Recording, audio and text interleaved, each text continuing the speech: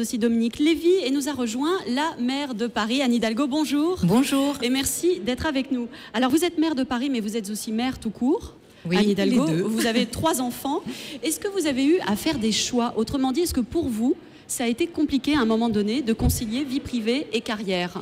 C'est toujours compliqué parce qu'au quotidien, voilà, gérer les deux, même si on est dans un pays où l'activité des femmes existe depuis très très longtemps, ça reste compliqué. Mais le choix que j'ai fait, c'était de faire les deux. Et de considérer que malgré la difficulté, être bien dans ma vie et sans doute bien m'occuper de mes enfants, ce n'était pas leur faire porter le poids d'un sacrifice qui m'aurait obligée à mettre en sourdine ma vie professionnelle. Donc, mais vous avez dû renoncer à des choses à certains moments donnés? Je n'ai pas l'impression d'avoir renoncé à quoi que ce soit. J'ai plutôt l'impression, mais c'est dur, hein, c'est très dur, parce que quand les enfants sont en bas âge, quand ils sont malades, quand vous avez un rendez-vous très important et que vous ne pouvez pas justement ne pas y être, etc., c'est quand même très très dur. Mais je pense que le fait de choisir les deux ne provoque pas de renoncement, mais permet peut-être d'aller plus loin. Et est-ce que ça provoque de la culpabilité? 48% des femmes, donc une femme sur deux, pensent qu'elles ne sont pas de bonnes mères parce qu'elles ont besoin d'aide pour leurs enfants. Alors, moi, j'ai la chance de ne jamais avoir ressenti ce sentiment de culpabilité vis-à-vis de mes enfants. Je m'en suis protégée, peut-être parce que ma maman ne travaillait pas et que je me suis toujours dit que moi, je travaillerais. Et que du coup, je me suis dit que être bien moi-même dans mes engagements me permettrait d'être aussi une bonne mère. Et je ne sais pas si je suis une bonne mère, mais en tous les cas, je ne regrette pas d'avoir fait ce choix de m'investir autant dans ma famille que dans ma vie professionnelle. Anne Hidalgo, est-ce que vous êtes une bonne mère M-A-I-R-E, dans le sens, est-ce que vous avez changé des choses à la mairie de Paris auprès des gens qui y travaillent, pour les gens qui ont des enfants, qu'ils soient hommes ou femmes d'ailleurs? Je pense que depuis que je suis élue, avant d'être mère et aujourd'hui en tant que mère, oui, j'ai quand même cette conscience de cette difficulté d'articuler les deux. Les réunions que je peux faire lorsque j'ai des collaborateurs, parfois des hommes, qui ont des enfants en bas âge et qui me disent « Écoute, là, c'est trop tôt pour moi, je dois déposer mon enfant à l'école. » J'en tiens compte. Bon, ça, c'est au quotidien. Et puis, bien sûr, la politique qu'on conduit et que je conduis en matière, par exemple, de petite enfance pour ouvrir plus de crèches. Dans mon mandat, on aura 5000 places de crèches supplémentaires. Qui est un vrai problème à Paris, d'autant que vous êtes contre, vous n'êtes pas fan du congé parental, avez-vous dit, avez-vous non, déclaré? Je ne suis pas très fan de tout ce qui éloigne les femmes de l'emploi. Voilà. Je pense qu'il faut garder toujours ce lien avec l'emploi. Je le disais tout à l'heure, lorsque souvent je vois des jeunes femmes qui me disent « mais on risque de tout rater, sa vie professionnelle et sa vie familiale, et donc du coup choisir plutôt la vie familiale ». Je pense que ce n'est pas une bonne façon d'agir face à ces choix qui nous sont parfois imposés, parce que lorsqu'on n'est pas indépendante, lorsqu'on n'est pas autonome, lorsqu'on est sous dépendance, et notamment économique, eh bien on n'est pas une personne libre qui choisit pleinement sa vie. Et j'encourage vraiment, même si c'est très dur, et ce n'est pas qu'une question d'organisation. Moi souvent, quand mes enfants étaient en bas âge et que j'entendais certaines femmes politiques dire c'est une question d'organisation, on a l'impression d'être voilà, de pauvres femmes qui ne savent pas s'organiser. Non, c'est pas aussi simple que ça. Il faut des structures, il faut des crèches, il faut plus de modes de garde pour pouvoir mieux articuler cela, mais il faut choisir quand même le maintien et ce lien avec l'emploi en permanence. Anne Hidalgo, je vais me baser sur les chiffres de ce sondage Ipsos pour vous poser quelques questions. 71% des hommes assurent pouvoir compter sur leur femme, l'inverse n'est vrai que pour une femme sur 2. Est-ce que vous pouvez compter sur votre mari? Oui, oui, oui. Concrètement, à la maison, qui s'occupe de quoi? Moi, je cuisine très mal, donc c'est lui qui cuisine. Il s'occupe quand même pas mal aussi de notre fils, notre petit dernier. Qui a quel âge? Qui a 13 ans maintenant. Donc 13 ans, 13 ans vie. Voilà, 13 ans, 13 ans vie.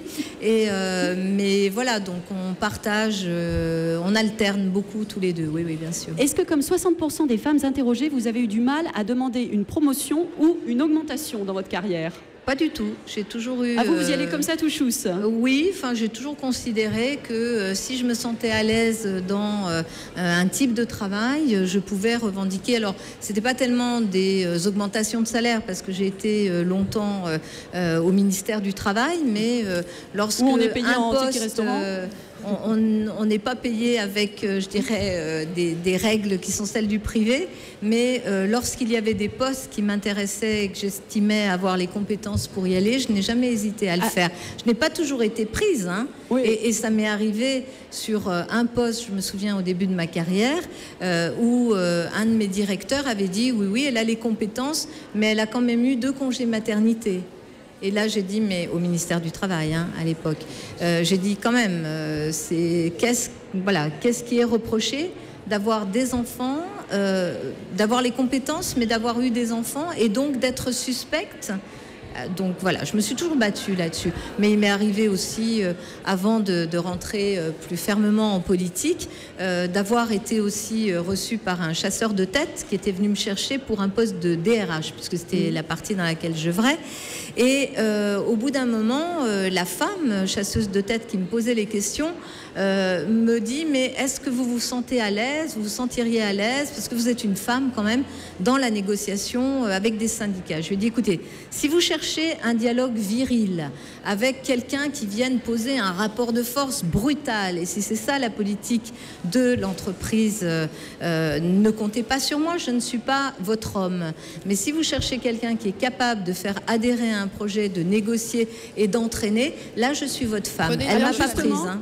Elle m'a pas prise. Elle vous a pas prise. Non. Alors je vous cite, vous avez dit autrefois les partis politiques étaient des machines à broyer surtout les femmes. L'ascension par l'appareil politique n'était tout simplement pas possible pour une femme. Oui. Est-ce que c'est toujours le cas aujourd'hui? Visiblement non.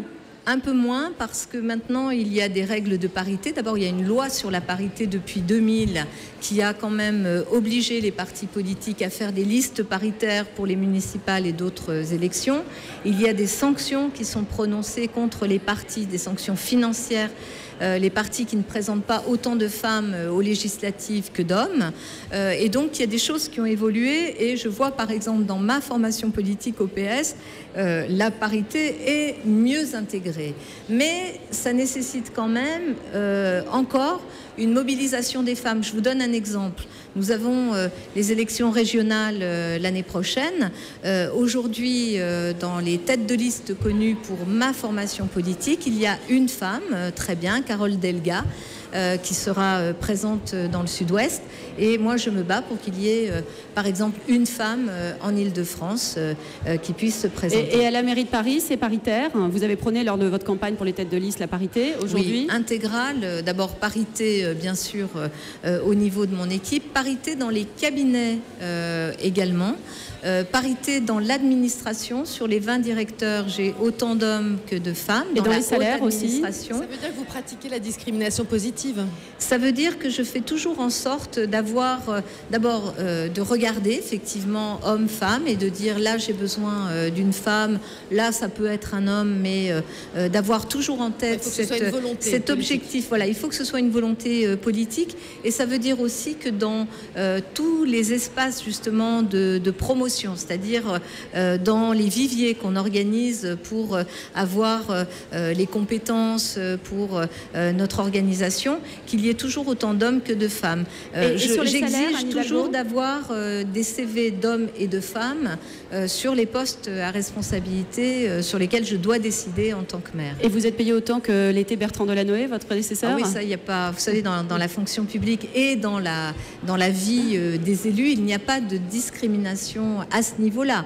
Après, il faut beaucoup plus prouver que vous êtes compétente, que vous avez les épaules solides, que vous avez de l'autorité. Voilà, quand on est une femme, il faut toujours le prouver. Mais est-ce que concrètement vous êtes victime de commentaires machistes, sexistes dans votre quotidien? Est-ce qu'il y a des hommes qui tiennent des propos pas dans machistes, mon environnement à la mairie de Paris, mais dans l'environnement politique, ça arrive encore un peu. Quel type de choses vous entendez par exemple? Je pense dans l'environnement médiatique aussi. Par exemple, lorsqu'on voit des journalistes, hommes ou femmes d'ailleurs, qui lorsqu'ils font des papiers sur des femmes politiques, c'est toujours toujours autour de voilà, est-ce qu'elles sont compétentes, est-ce qu'elles ont l'autorité. La question de l'autorité, elle est naturelle chez les hommes, elle est vraiment étrange et étrangère chez les femmes. Donc dans les commentaires, dans la façon dont sont décrits les éléments, les actes, les faits et gestes qui sont ceux des femmes politiques, oui, il y a encore beaucoup de machisme, et je pense que dans votre profession, chez les journalistes, il y a encore du boulot. Et chez les femmes, j'ai envie de dire, il n'y a pas que notre profession, il n'y a pas que les hommes à être machistes, les femmes peuvent aussi être extrêmement misogynes. Oui. Madame la maire, merci mille fois d'avoir été avec nous, ça nous a fait très plaisir. Merci. On vous laisse filer, à très bientôt j'espère. On enchaîne avec nos invités et la directrice du journal Elle, mais d'abord un peu de musique, ça s'appelle Lost Frequencies, Are You With Me? Marion Ruggieri sur Europe 1, il n'y en a pas deux comme elle.